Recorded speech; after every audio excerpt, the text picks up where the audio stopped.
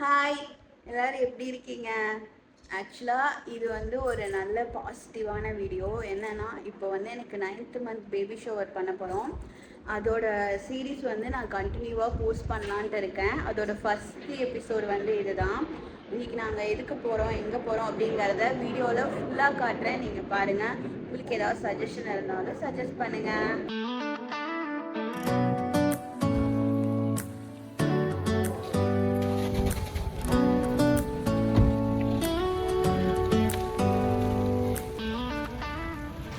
Hi guys, இப்போ நாங்கள் எங்கே வந்திருக்கோம் அப்படின்னா, நிவியோட வளைகாப்புக்கு வந்து கேட்ரிங் சர்வீஸ்க்கு வந்து ஆர்டர் கொடுக்கலாம் அப்படின்னு வந்து நினச்சிருந்தோம். சரி, இந்த மாதிரி வந்து அவங்க வந்து வர சொல்லியிருந்தாங்க. சரி வந்து சாப்பிட்டு பாருங்கள், சாப்பிட்டு பார்த்து பிடிச்சிருக்கா, அது பிடிச்சதுக்கப்புறம் வந்து நீங்கள் பே பண்ணுங்கள் அப்படின்னு வந்து சொல்லியிருந்தாங்க. சரி, அதனால் வந்து வந்திருக்கிறோம். போய் சாப்பிட்டு பார்த்துட்டு எப்படி இருக்குது அப்படின்ட்டு உங்களுக்கு வந்து ஷேர் பண்ணுறோம்.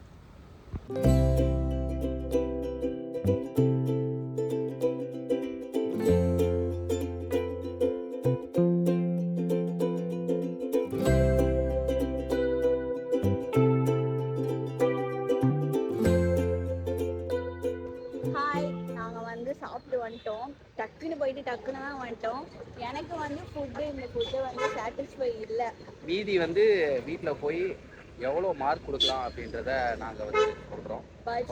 பட்ஜெட்டும் வந்து அதிகமாக தான் இருக்குது. பட்ஜெட் கம்மியாக இருந்து சாப்பாடு இப்படி இருந்தால் கூட சொல்லலாம். பட் ஆனால் பட்ஜெட்டும் அதிகமாக தான் இருக்குது. டீட்டெயிலாக வீட்டுக்கு போய் நாங்கள் பேசுவோம். ஒரு வழியாக இந்த வெயிலில் படாத வெயிலில் போய் சாப்பிட்டுட்டு வந்துட்டோம். ரிவ்யூ என்ன சொல்கிறது அப்படின்னா, அதாவது நாங்கள் அப்படியே ஸ்டக்காகி நிற்கிறோம். என்னென்ன சொல்லலாமா வேணாமா அப்படின்ற ஒரு இதில் தான் இருக்குது. அவ்வளோ வெயிலில் சரி போனோம், ஒரு கட்டு கட்டலாம் அப்படின்ற ஒரு மைண்ட் செட்டில் தான் வந்து போனது. ஏன்டா போனோம். பார்த்தீங்கன்னா எவ்வளோ செஞ்சாலும் அட்ஜஸ்ட் பண்ணி சாப்பிட்ற ஆளே என்ன சொல்ல போகிறாருன்னு பாருங்க. நீ செஞ்சதை சாப்பிட்டே நான் இவ்வளோ நாள் இருந்திருக்குன்னா, அதை விட ஒன்று மோசமாக இருக்குன்னா நான் வாழ்நாளில் பார்த்தது இந்த ஃபுட்டு தான். இதுக்கு முன்னாடி சத்துணவு சாப்பாடு கூட அந்தளவுக்கு நல்லா இருந்திருக்கும். பட் ஆனால் இது ஒரு ஒர்த்தான ஒரு ஃபுட்டே வந்து கிடையாது என்னை பொறுத்த வரைக்கும். இது வரைக்கும் நான் சாப்பிட்ருக்கேன். பட் ஆனால் என்னென்னா, உருளைக்கிழங்கு பொரியல் ஊசி போச்சு அதை வச்சுருக்குறாங்க. நான் வந்து எந்த கேட்ரிங் பேரே சொல்ல விரும்பலை. பட் ஆனால் அது உருளைக்கிழங்கு ஊசி போச்சு. அப்புறம் மிளகு சாதம் வந்து அதுவும் கெட்டு போச்சு, அதையும் வந்து வச்சுருக்குறாங்க. அவங்க எத்தனை மணிக்கு செஞ்சுருப்பாங்க அப்படின்றது தெரியல. யார்கிட்டயாவது கேட்டாங்களா இல்லையா? 4 பேர் பக்கத்தில் இருக்கவங்களும் சொல்கிறாங்க உருளைக்கிழங்கு கெட்டு போச்சுட்டு. இருந்தாலும் இன்னொருத்தவங்களுக்கு அதை வைக்கிறாங்க. எப்படி வைக்கிறாங்கன்னு தெரியல. என்னை பொறுத்த வரைக்கும் இதில் நல்லா இருந்ததுன்னு பார்த்தா குலோப் ஜாமுன் மட்டும்தான். ஏன்னா அது கடையில் வாங்கிட்டாங்க. சொல்லு, நீ எவ்வளோ மார்க் கொடுப்பாரு? ஆக்சுவலி என்னடா இவ்வளோ ஒஸ்ட்டாக சொல்கிறேன்னு நினைக்காதுங்க. சீரியஸாகவே ரொம்ப ரொம்ப ஒஸ்ட்டாக தான் இருந்தது.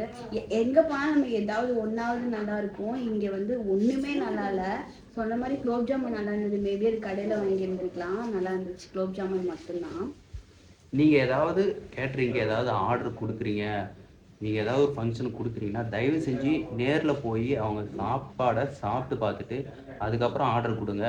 இல்லைனா நீங்கள் வந்து வீட்டுக்கு வர வச்சாவது ஆர்டர் பண்ணியாவது சாப்பிட்டுட்டு ஒரு 4 பேருக்கு வந்து அதை கொடுத்து பார்த்து அவங்க எப்படி இருக்குன்னு சொல்கிறாங்க அப்படின்றது அவங்களோட சஜஷன்ஸ் அண்ட் கமெண்ட்ஸை வந்து கேட்டுட்டு அதுக்கப்புறம் ஆர்டர் கொடுங்க. ஏன்னா வந்து நம்ம ஃபங்க்ஷனுக்கு வந்து இப்போது நம்மளால் செய்ய முடியாது அப்படின்ற ஒரு சுச்சுவேஷனில் தான் நம்மளே ஆர்டர் கொடுக்குறோம். பட் ஆனால் நம்ம ஊர்லேருந்து நிறையா தொலைவுலேருந்து வருவாங்க. அவங்க வந்து திருப்தியாக வந்து சாப்பிட்டு போகல அப்படின்னாலே நமக்கு அது ரொம்ப மன கஷ்டமாக இருக்கும். என்னடா இது, வந்தவங்களுக்கு ஒரு சாப்பாடு கூட நிம்மதியாக சாப்பிட்டு போகக்கூட அந்தளவுக்கு நம்ம பண்ணலையே அப்படின்ற ஒரு கில்ட் ஃபீல் ஆகிடும். ஸோ அதனால் நாங்கள் அடுத்தது வேறு ஒரு கேட்ரிங்க்கு பிளான் பண்ணிக்கிட்டு இருக்கோம். கேட்ரிங் நேம் சொல்ல நாங்கள் விரும்பலை.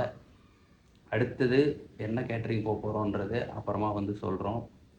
ஃபஸ்ட்டு எபிசோடே வந்து கொஞ்சம் சொதப்பல் ஆயிடுச்சு. நல்லா பிரம்மாண்டமாக இருக்குன்னு நினச்சேன். நாங்களும் வந்து ஆஹா ஓஹோ அப்படின்னு வந்து பேசலாம்னு நினச்சேன். பட் அதுக்கு மனசாட்சி வந்து ஒத்துழைக்கலை. சரி, நாங்கள் அதுக்கப்புறம் வேறு ஒரு கேட்ரிங்கில் வந்து ஆர்டர் பண்ணி பார்க்கலாம், சாம்பிள் வாங்கி சாப்பிட்லாம் அப்படின்னு சொல்லிட்டு ஆர்டர் பண்ணியிருந்தோம். நியர்பை பக்கத்தில் வடபழனியில் தான். அவங்களும் வந்து போர்ட்டரில் வந்து போட்டு விட்டாங்க. நாங்கள் போர்ட்டர் அமௌண்ட் மட்டும் தான் பே பண்ணோம். வீட்டுக்கே வந்துடுச்சு.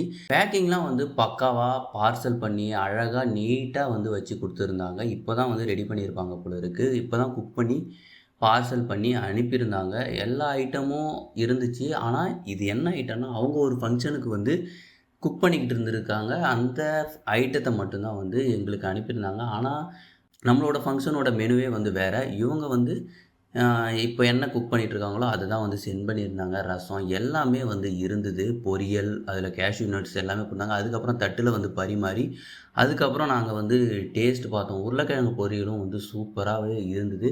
அதுக்கப்புறம் ஒய்ஃப் வந்து சாப்பிட்டாங்க. மீண்டும் வந்து இன்னொரு வீடியோவில் வந்து நம்ம சந்திப்போம். பாய்.